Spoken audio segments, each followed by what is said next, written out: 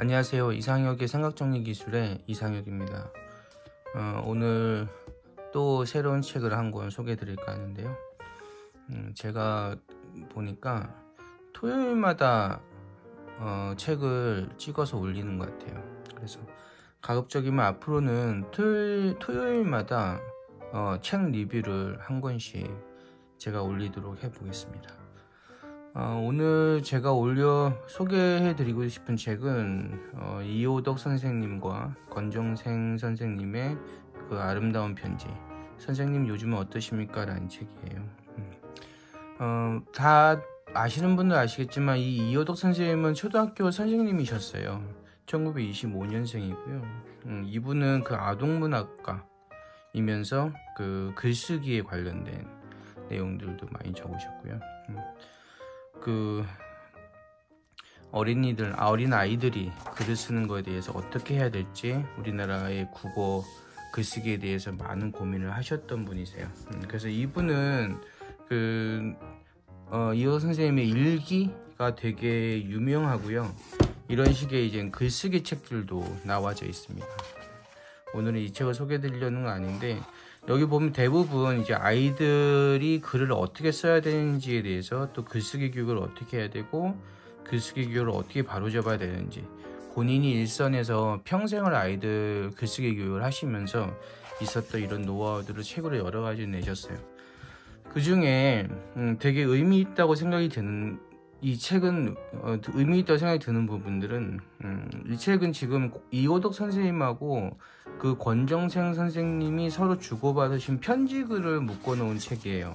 보시면 1973년도부터 2002년도까지의 편지글, 여기 목차에 있는 내용은 일부고요. 실제로 안에는 더 많은 편지글들이 나와져 있어요. 그래서 이 권정생 선생님은 아마 그 강아지똥이라는 책 아실 거예요. 사실 그게 옛날 책이긴 한데 어린애들 많이 읽는 책이거든요. 그래서 처음에 그 권정생 선생님이 일본에서 태어나셔가지고 한국에 와서 그 강아지똥으로 등단하고, 그 다음에 그 조선일보 신춘문예에 그 무명조고리의 엄마라는 것을 등단을 하거든요. 그러고 나서 그걸 보고 이호덕 선생님이 이 권정생 선생님을 찾아갑니다. 찾아가서 서로 이야기하고 하면서 처음부터 서로 굉장히 강한 느낌을 받게 돼요. 그래서 이 1973년도에서 75년도까지의 책 처음에 사파는 이렇게 권정생 선생님을 찾아가는 그 그림이 있어요. 되게 재밌습니다. 두 번째 챕터는 이게 둘이 같이 앉아있는 그런 그림들이 있고요. 어쨌든 처음에 만나서 이야기를 나누고, 그 이호덕 선생님이 권정생 선생님한테 굉장히 큰 존경심도 표하고, 그 다음에 이 권정생 선생님은 원래 뭐 이런 작가나 이런 건 아니었었어요. 근데 이제 일본에 있다 한국에 와서 되게 결핵도 걸리고 힘들게 혼자 시골에서 사시는 분이셨는데, 그분이 쓴 글에 대해서 이호덕 선생님이 굉장히 감명을 받은 거죠. 그래서 이 책은, 이분의 글은 많은 아이들이 읽어야 되겠다 해서 직접 찾아가십니다. 그래서 이 당시에는 전화도 그냥 그렇고 주로 이제 편지를 많이 보내던 시기라서 주로 편지글을 주고 받으시는데요.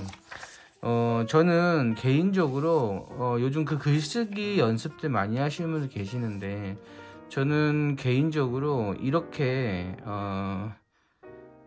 일상문들 있죠. 일상에 쓴 어떤 산문들을 많이 읽어보시는 게 글쓰기에 굉장히 큰 도움이 된다고 생각을 합니다. 특히 이런 편지글 같은 것들이요. 그 다음에 산문 같은 것들, 그 다음에 일기들. 이호덕 선생님의 그 일기는 책이 여러 권 전집으로 나와져 있거든요. 그런 책들을 보면서 여러분들이 한글을 쓰는데 되게 많은 도움이 되실 것 같아요. 특히 어떤 부분들이 많이 도움이 되냐면, 우리는 보통 지금 글을 쓰면서 어느 정도는 정해진 단어 안에서 글을 많이 쓰세요. 정해진 단어 안에서 우리가 이제는 한자 세대에서 한글 세대로 넘어가는 거기 때문에 그 한자에 가지고 있는, 그러니까 한글화 되어져 있는 한자가 가지고 있는 그 속뜻이 있습니다. 그 속뜻을 잘 활용을 하면 굉장히 깊이 있는 글이 돼요. 그래서 그런 부분들에 대해서 어떤 활용이나 이런 것도 요즘은 흔하지 않거든요. 왜냐면 이제는 많은 글들이 영어를 번역해서 나온 글들이 많기 때문에 한자를 번역상의 기능적인 용도로 많이 쓰지, 한자 자체를 어떤 뜻을 전달하기 위해서 깊이 있게 쓰진 않습니다.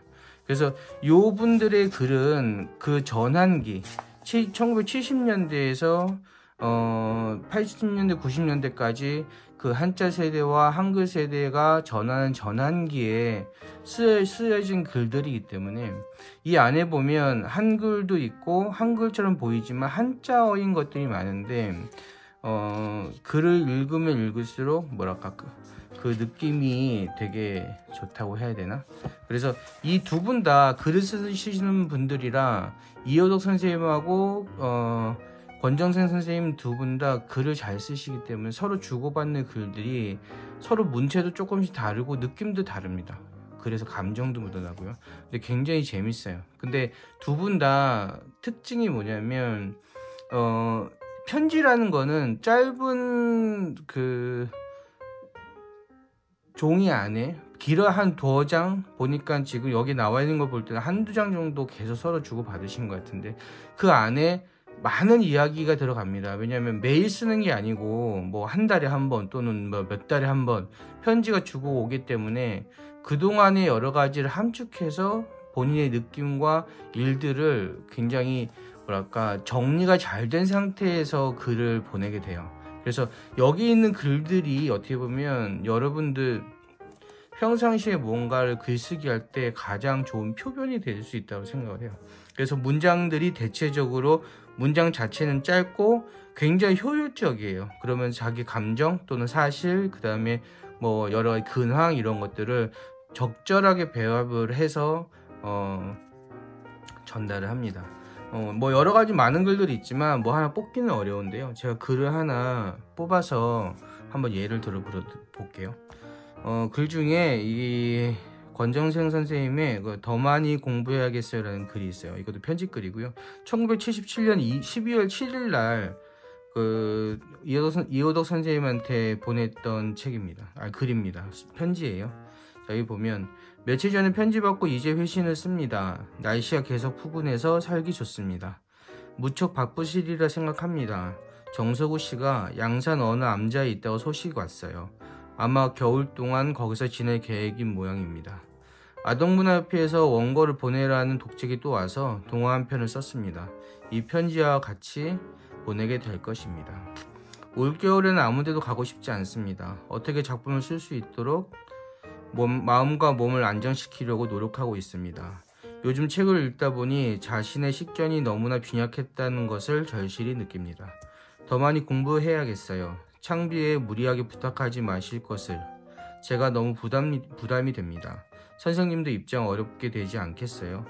소년지에 보낼 원고는 약 200장 써둔 게 있어서 마음 푹 놓았는데 새로 읽어보니 형편없어요. 다시 고쳐 쓰느라 무척 애를 먹습니다. 끝까지 써야 할 텐데 힘들 것 같습니다. 방학하면 만나뵐 수 있을지요? 그때 많은 얘기 드리겠습니다. 올고르지 못한 날씨에 몸 조심하세요. 1977년 12월 7일 권정생 드림. 이 권정생 선생님이 이호덕 선생님보다 연배가 10살이 많으세요. 근데 서로 존댓말을 하시죠. 보면 우리 보통 옛날 그 편지들은 그러죠. 인사말, 날씨 인사말 뭐 이런 것도 쓰고 끝인사 있고 중간에 글 있고, 보통은 이런 식의 뭐랄까 틀에 박혀있는 형태의 어떤 편지글을 우리는 어릴 때 학교에서 배우면서 굉장히 싫어했었어요. 그죠? 근데 여기 나오는 글들 중에 보면 이렇게 처음에 인사 말이 되게 여러 가지가 나옵니다. 뭐 안부에 대한 인사, 그 다음에 날씨로 인사, 뭐 그 다음에 이제 뭐 건강에 대한 거, 뭐 최근 이슈가 되고 있는 중요한 사항, 뭐 여러 가지 이제 내용들이 인사가 나오는데 되게 뭐랄까 글 자체가 되게 자연스러운 걸 느낄 수 있어요. 그래서 처음에 날씨로 해서 인사를 하면서 상황, 그 다음에 전달하고 싶었던 얘기들 몇 가지 쭉 나오고, 그 다음에 자기의 감정이나 내용, 그 다음에 지금 내 속에 있는 해야 될 것들과 하고 싶은 말들 이렇게 적절하게 이 편지 한 장이 그냥 편지지 한 장 정도 쓰신 것 같아요. 근데 여기에 참 많은 내용이 녹아 들어있죠. 그리고 뭐랄까 감정적으로 너무 치우치지 않고 그렇다고 딱딱하지도 않고 굉장히 밸런스가 잘 맞아 있는 글로 보여요. 저는 문학 전문가는 아니지만, 그래서 이런 글을 쭉 읽으면서 제가 느끼는 건 그런 것들이었어요. 한글이라는 거를 쓰는 게, 한글로서 무언가를 전달하는 게 굉장히 효율적이고 굉장히 뭐랄까 재미있는 글들, 좋은 글들 많이 쓸 수 있다는 생각을 했습니다. 저는 한자로만 이렇게 글을 쓰고 중국어를 하는 사람이 아니기 때문에 한자가 좋다고는 하지만, 한자는 그것을 해석하고 이해할 수 있는 사람들이 한정돼 있어요. 한자를 하고 글을 읽고 하는 사람들, 그 다음에 그 한자어 내에 들어있는 사자성어와 옛날 고전의 어떤 문구들이 섞여서 있기 때문에 사실은 어떻게 보면 과시하기 위한 글인데, 우리나라 한글은 내용을 쭉 보면 그 안에 내용들을 읽으면서 어떻게 쓰느냐에 따라서 굉장히 본인의 감정과 생각과 내용을 잘 전달할 수 있는 글인 것 같아요. 그래서 저는 이 책 자체가 이 글 자체가 한글을 사용하는 올바른 어떤 표본인 것 같아요. 물론 여러분들이 업무에 쓰는 내용들, 그 다음에 개인적으로 어디 소셜 같은 쓰는 내용들 다 그 느낌은 다르겠지만, 설사 내가 업무에 어떤 글을 쓴다고 하더라도 어떻게 효율적으로 문장을 줄여서 필요한 내용들을 이렇게 짧은 편지글처럼 짧은 내용 안에 여러분들이 작성을 할 수 있는지 볼 수 있는 계기가 됩니다. 여러분이 커뮤니케이션에서 가장 많이 쓰는 방법은 아마 이메일 같은 글들일 거예요. 요즘은 글들도 굉장히 간소화되고 했었는데, 이런 식의 어떤 글로서 생각이나 내용을 전달하는 방법을 좀 배워보시면 어떤 커뮤니케이션에 있어서 굉장히 큰 우위를 지닐 수 있지 않을까 라는 생각을 해봅니다. 저는 제가 굉장히 재미있게 읽었던, 그 다음에 마음에 많은 느낌을 가지게 해주었던 이 이효도 선생님과 권정생 선생님의 "선생님 요즘 어떠하십니까? 라는 편지글 오늘 추천드리겠습니다.